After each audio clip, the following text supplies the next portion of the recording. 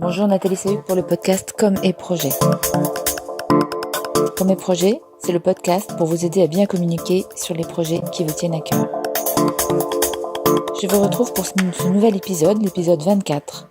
Je viens vous faire une proposition, celle de communiquer comme si vous parliez à un enfant de 5 ans. C'est une expression que j'ai très souvent utilisée tout au long de ma vie, dans le cadre du travail, pour amener les gens à expliquer et à être beaucoup plus clairs dans leurs propos.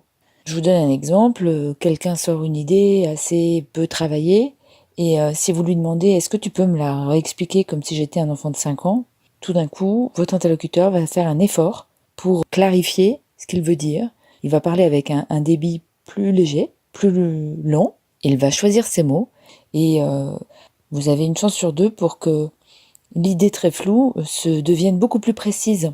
Eh bien, je vous propose, quand vous faites vos messages de communication, de penser à cet enfant de 5 ans auprès de qui vous vous exprimez. Alors, vous allez me dire, non mais c'est bien gentil tout ça, mais moi je m'adresse pas à des enfants de 5 ans, et ce que j'ai à dire, ce sont des messages qui sont quand même beaucoup plus compliqués. Oui, c'est beaucoup plus compliqué, probablement, que ce qu'un enfant de 5 ans peut comprendre. N'empêche que si vous faites un effort pour parler à un enfant très jeune, je pense que vous allez être extrêmement plus précis.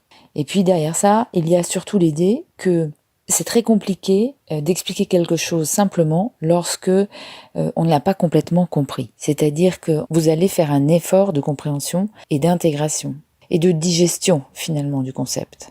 Et c'est ça qui paraît important dans la démarche.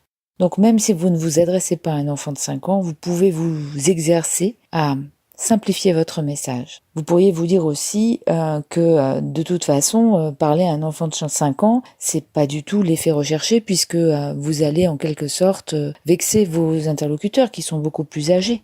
Alors, là-dessus, je dirais, ce qui fonctionne pour un enfant de 5 ans va très bien fonctionner pour un adulte ou une personne beaucoup plus âgée et dans une situation professionnelle. Parce que ce que vous allez mobiliser pour expliquer à l'enfant de 5 ans votre message ou votre intention va également toucher des personnes qui ont un intellect plus développé et plus construit, on va dire, et un degré de culture plus haut. Donc, je ne pense pas qu'il faille vous limiter pour cette raison-là, en tout cas. Et là, vous avez peut-être envie de me dire que les gens aspirent à être pris pour des personnes intelligentes, qui ont de la culture, qui ont une expérience. Eh bien moi je dis que si vous arrivez à trouver des techniques pour toucher l'enfant qui a 5 ans, ces mêmes techniques donc toucheront des personnes avec un background beaucoup plus important. Et ces techniques, vous savez ce que c'est ? D'abord, ça n'est pas une technique, c'est plutôt d'arriver dans une logique, dans un espace de communication qui intègre l'émotion.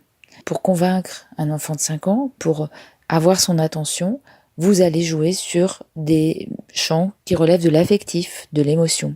Or, on sait très bien que les messages associés à l'affectif sont beaucoup mieux perçus et mieux intégrés. Donc, vous allez optimiser la façon dont vous allez parler à votre public. Je crois qu'il y a 2 choses en fait, parce qu'on dit souvent oui c'est compliqué ce que je veux dire, etc. Alors soit on se cache dans des concepts ou des idées avec des mots à la mode, il y a des tendances, il y a des grandes idées qui reviennent comme ça, et puis on se masturbe un peu le cerveau et on mélange les phrases, et là quelque part on se fait un peu plaisir, on fait de la gymnastique de mots, d'idées, mais on n'est pas persuadé que ça va être efficace. Pensez à l'enfant de 5 ans qui va être complètement hermétique à ces tendances, voyez ? Donc ça vous évite de rentrer dans ce premier écueil.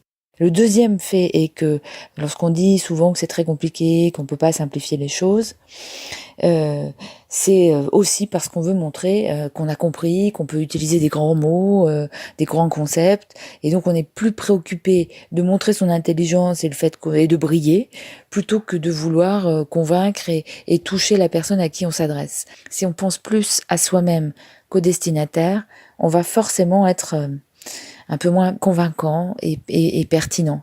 Eh bien, l'enfant de 5 ans qui sera à côté de vous ne va pas vous écouter si vous êtes là à vouloir briller, parce que ça ne va pas l'intéresser et qu'il va retourner à ses jeux. Donc là aussi, je trouve que l'exercice a cela d'intéressant, que ça vous replace sur votre objectif. Votre objectif n'est pas de briller, votre objectif n'est pas d'être à la mode, votre objectif est de vous faire entendre. Alors, je pense que vous avez tous eu l'occasion de parler à des enfants de 5 ans. Évidemment, quand on a un message à un enfant très jeune, on va le dire avec une forme d'engagement particulier. On va raconter une histoire, on va parler d'une image, on va créer des étapes, des séquences. Donc on va être beaucoup plus pédagogue, patient. On va créer une forme de connivence avec les moyens qu'on a autour de soi. Et donc on va augmenter le degré d'attention. Ça, c'est top, parce que quand vous communiquez, vous avez besoin de cet aspect-là des choses.